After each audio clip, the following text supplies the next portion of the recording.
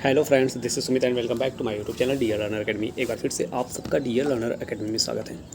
प्यारे साथियों, आप सभी को पता है कि एनटीपीसी का एग्ज़ाम जो है 5 जून से अब 24 जून तक प्रस्तावित है। ठीक है, 5 जून से लगाकर 24 जून तक इसका एग्ज़ाम होने वाला है। तो इसमें अभी जो एग्ज़ाम सिटी है वो शो हो रही है। जिन बच्चों का अभी आज से लेकर 10 दिन बाद एग्ज़ाम है उनका शो हो रहा है, मतलब 7 तारीख तक के एग्ज़ाम शो हो रहे हैं। ठीक है, जिनका 8 को है उनका कल शो होगा, जिनका 9 को है उनका परसों, मतलब जिस दिन से लेकर 10 दिन पढ़ेंगे वहाँ से लेकर आपको शो होगा। यानी 10 दिन पहले वो यहाँ पूर्वानुमानित किया गया था कि 10 दिन पहले आपको एग्ज़ाम सिटी की सूचना दी जाएगी। तो हम लोगों ने बहुत ही, मतलब जो भाई बहन हमारे थे, सभी लोगों ने तैयारी बहुत ही अच्छे तरीके से की थी।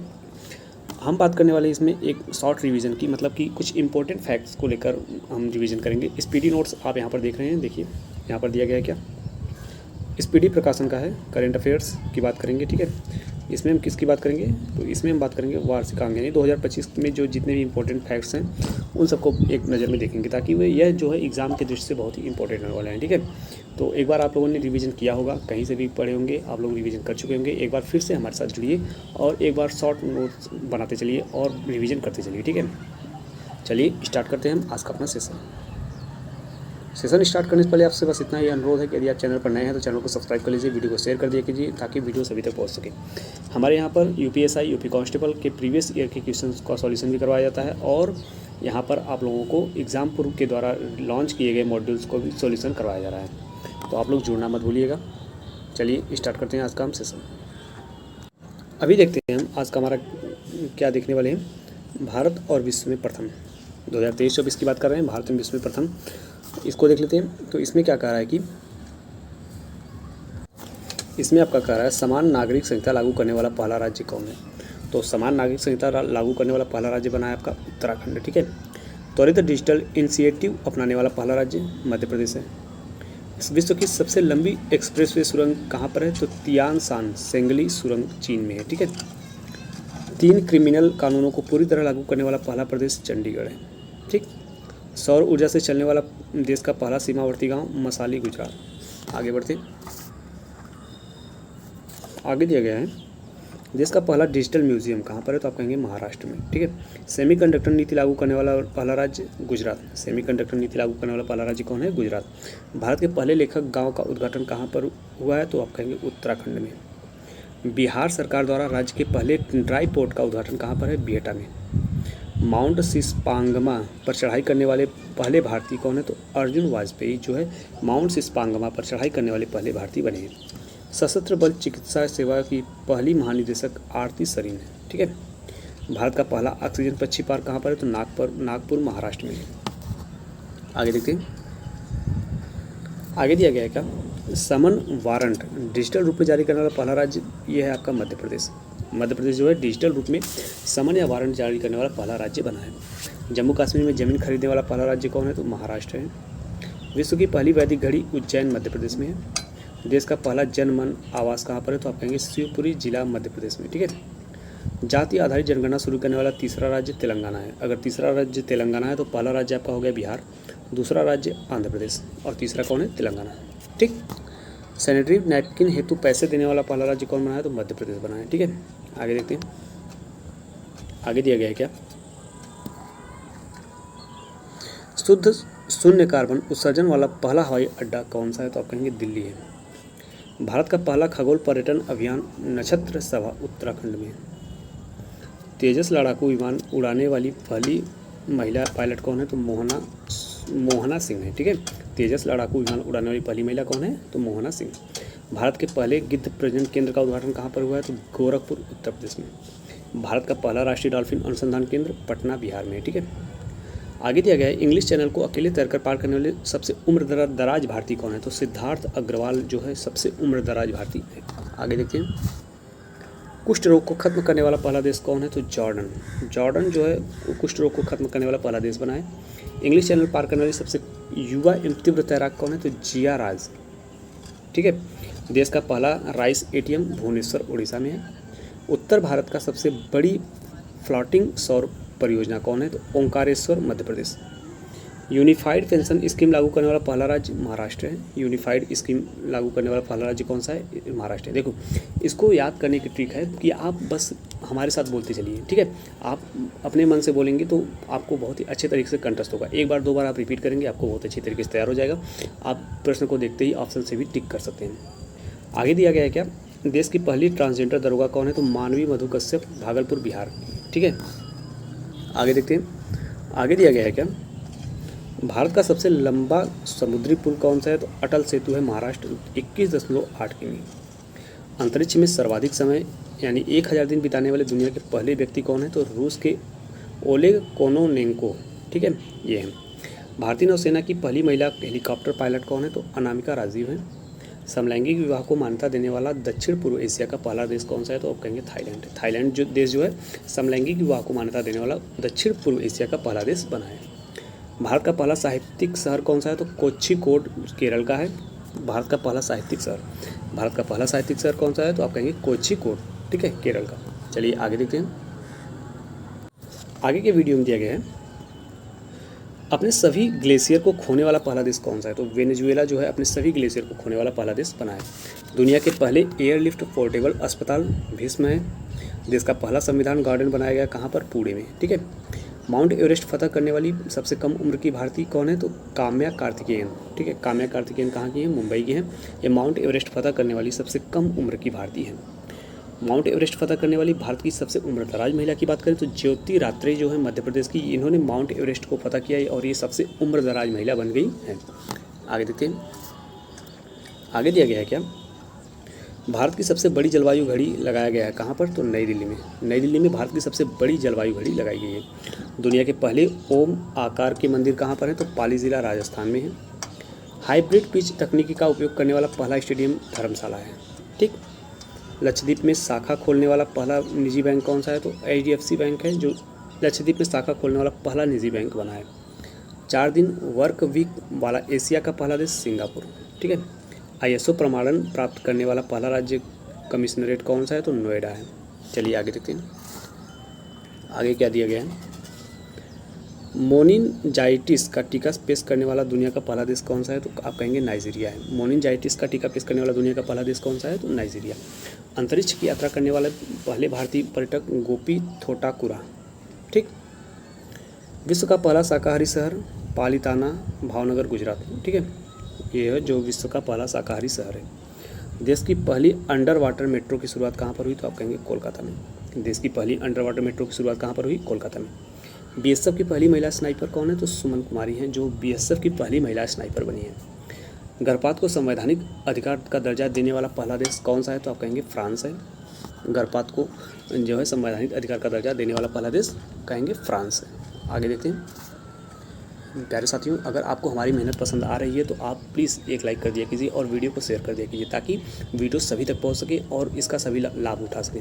आपको जिस भी कंटेंट पर वीडियो चाहिए हम उस कंटेंट पर वीडियो बना देंगे। आप कमेंट बॉक्स में एक प्यारा सा कमेंट कर दिया कीजिए। यदि आपको कोई डाउट्स रह जा रहा है तो आप हमें कमेंट बॉक्स में बताया कीजिए। हमारी पूरी टीम आपका पूरा सपोर्ट करेगी आपके डाउट्स को दूर करने के लिए।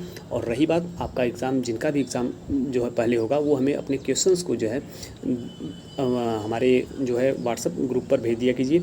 चलिए, व्हाट्सएप का नंबर हम डाल देंगे, वहाँ पर आप भेज देना ताकि हम उसका एनालिसिस करा सकें, ताकि बच्चों को बता सकें, भाइयों बहनों को बता सकें अपने कि किस टाइप के क्वेश्चन पूछे जा रहे हैं, ठीक है। चलिए आगे बढ़ते हैं। आगे दिया गया है क्या? भारत की पहली ड्राइवरलेस मेट्रो ट्रेन की शुरुआत कहाँ पर हुई? तो आप कहेंगे बेंगलुरु में भारत की पहली ड्राइवरलेस मेट्रो की शुरुआत हुई है। दुनिया की पहली 3D प्रिंटेड मस्जिद का अनावरण सऊदी अरब में हुआ है। भारत का पहला आयुर्वेदिक कैफ़े नई दिल्ली में है। भारत के पहले स्किल इंडिया सेंटर का उद्घाटन संबलपुर, उड़ीसा में, ठीक है। ट्रैफिक ऑडिट कराने वाला पहला राज्य बिहार है। स्पेस में सर्वाधिक समय बिताने वाले का रिकॉर्ड ओलेगा कोर्नोनेको, रूस के हैं। 1000 दिन इन्होंने बिताया था, अभी पहले हमने देखा था। आगे दिया गया क्या? भारत का UPI स्वीकारने वाला पहला यूरोपीय देश कौन सा है? तो फ्रांस है। फ्रांस जो है भारत के UPI को स्वीकारने वाला पहला देश बना है, ठीक है। भारतीय सेना की पहली महिला सूबेदार कौन सी है? तो आप कहेंगे प्रीति रजक, जो है मध्य प्रदेश की है, जो भारतीय सेना की पहली महिला सूबेदार है। भारत की पहली सौर ऊर्जा संचालित नाव की शुरुआत कहाँ पर हुई? तो सरयू नदी में। भारत की पहली 100% इलेक्ट्रिक बाइक टैक्सी की शुरुआत कहाँ पर है? तो असम में। PM विश्वकर्मा योजना लागू करने वाला पहला राज्य UT यानी जम्मू कश्मीर है। भारत का पहला गर्ल्स सैनिक स्कूल की शुरुआत कहाँ पर हुई? मथुरा में, उत्तर प्रदेश में। आगे दिया गया है देश का पहला डार्क स्काई पार्क कहाँ पर है? तो पेंच टाइगर रिजर्व महाराष्ट्र में है। ठीक है, आगे देखते हैं। आगे आपका दिया गया है क्या? अनाथ बच्चों के लिए योजना बनाने वाला पहला राज्य कौन सा है? तो आप कहेंगे हिमाचल प्रदेश जो है अनाथ बच्चों के लिए योजना बनाने वाला पहला राज्य बना है। देश का पहला AICT बनेगा लखनऊ, उत्तर प्रदेश। ठीक है। सियाचिन ग्लेशियर में किसी ऑपरेशनल पोस्ट पर तैनात होने वाली पहली महिला चिकित्सा अधिकारी कौन है? तो कैप्टन फातिमा वसीम है। ठीक है। मंगल ग्रह पर रोवर संचालित करने वाली पहली भारतीय महिला कौन है? तो डॉक्टर अक्षता कृष्णमूर्ति। ये मंगल ग्रह पर रोवर संचालित करने वाली पहली भारतीय महिला कौन है? तो आप कहेंगे अक्षता कृष्णमूर्ति। सियाचिन में तैनात होने वाली पहली महिला चिकित्सा अधिकारी कौन सी है? तो आप कहेंगे गीतिका कौल है। ठीक है प्यारे साथियों, आज का ये सेशन हम यहाँ पर रोकेंगे तो नहीं, लेकिन हम करें कि ये टॉपिक जो है आपका भारत में प्रथम जो है 2024-23 में हुआ था वह आपका समाप्त हो चुका। देखिए इसके बाद हम बात करेंगे किसकी? भारत रत्न 2024 की। ठीक है, यहाँ पर भारत और विश्व में प्रथम जो है 2023-24 में हमने उन सबको कवर कर लिया। अब बात करेंगे भारत रत्न 2024, मतलब किनको भारत रत्न 2024 में सम्मानित किया गया था उनके बारे में एक नज़र देख लेते हैं। ठीक है, हम लोग को बस एक शॉर्ट रिवीजन करना है, ज़्यादा अंदर तक नहीं जाना है, तो हम बस कुछ ही समय में ये टॉपिक को ख़त्म कर देंगे। चलिए स्टार्ट करते हैं। इसमें क्या दिया गया है? भारत सरकार ने 5 प्रतिष्ठित हस्तियों यानी कर्पूरी ठाकुर हो गए, लाल कृष्ण आडवाणी, MS स्वामीनाथन, PV नरसिम्हा राव और चौधरी चरण सिंह को भारत का सर्वोच्च नागरिक सम्मान भारत रत्न देने का ऐलान किया था। इसके साथ ही अब तक भारत रत्न पाने वाले कुल कितनी संख्या हो गई है? तो आप कहेंगे 53 हो गई। ठीक है, भारत रत्न पाने वालों की संख्या कितनी हो गई? 53। चलिए आगे देखते हैं। आगे दिया गया किसके बारे में? तो आप कहेंगे कर्पूरी ठाकुर। चलिए इनके बारे में जान लेते हैं कि ये कौन थे, कहाँ के थे, इनको किस लिए दिया गया है। तो कर्पूरी ठाकुर का जन्म 24 जनवरी 1924 को बिहार के समस्तीपुर जिले के पितौंछिया यानी अब कर्पूरी ग्राम हो गया है, गांव में गोकुल ठाकुर और रामदुलारी की देवी के यहाँ हुआ था। इनका निधन जो है 17 फरवरी 1988 को हुआ था। लोकप्रियता के कारण इन्हें जननायक कहा जाता है। ठीक है, उन्होंने 1952 में पहली बार सोशलिस्ट पार्टी की उम्मीदवार के रूप में ताजपुर निर्वाचन क्षेत्र से बिहार विधानसभा चुनाव जीता था। ठीक है, ये पहली बार किस पार्टी से लड़े थे? तो आप कहेंगे सोशलिस्ट पार्टी से लड़े थे। आगे दिया गया है कर्पूरी ठाकुर 1970 से 71 और 1977 से 79 तक 2 बार बिहार के 11वें मुख्यमंत्री रहे। वर्ष 1967 से 68 तक बिहार के उप मुख्यमंत्री भी रहे। वे बिहार के पहले गैर कांग्रेसी मुख्यमंत्री थे। ठीक है, उन्होंने भारत में पहली बार अन्य पिछड़ा वर्ग यानी OBC को आरक्षण दिया बिहार में, यानी उन्होंने भारत में पहली बार OBC को आरक्षण दिया।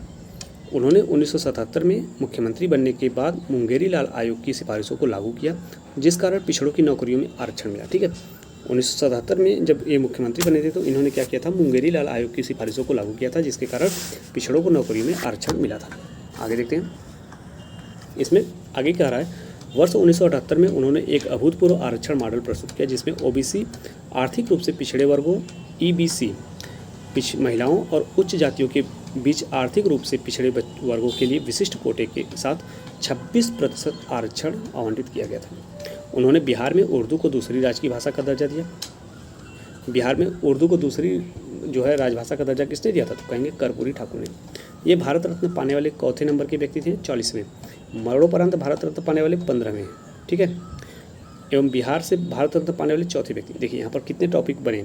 बिहार से भारत रत्न पाने वाले कौन से व्यक्ति हैं? चौथे व्यक्ति। और ये भारत रत्न पाने वाले चौथे नंबर के हैं तो 40वें नंबर के। मरणोपरांत की बात करें तो 15वें नंबर के। ठीक है, इन्होंने बिहार में उर्दू भाषा को दूसरी राज्य की भाषा के रूप में जो है दर्जा दिया था। आगे देखते हैं, आगे बात कर रहा है लाल कृष्ण आडवाणी की। देखिए इन्होंने, अगर हम बात करें लाल कृष्ण आडवाणी की, तो भारत रत्न पाने वाले 50वें व्यक्ति हैं। ठीक है, लाल कृष्ण आडवाणी का जन्म 8 नवंबर 1927 को कराची यानी अब पाकिस्तान में वहाँ पर हुआ था। वर्ष 1942 में वे RSS से जुड़े। 1980 में स्थापित भाजपा के संस्थापक सदस्यों में से एक थे। इनकी आत्मकथा किताब का नाम है माई कंट्री माई लाइफ। ठीक है, इनकी एक आत्मकथा का किताब है, उनका नाम क्या है? My country my life. उन्होंने राम मंदिर के समर्थन के लिए 25 सितंबर 1990 को सोमनाथ से अयोध्या तक रथ यात्रा की। ठीक है, इसी यात्रा के दौरान 22 अक्टूबर 1990 को समस्तीपुर में गिरफ्तार किए गए। अप्रैल 1970 में जनसंघ सीट से राज्यसभा के लिए चुनाव गए।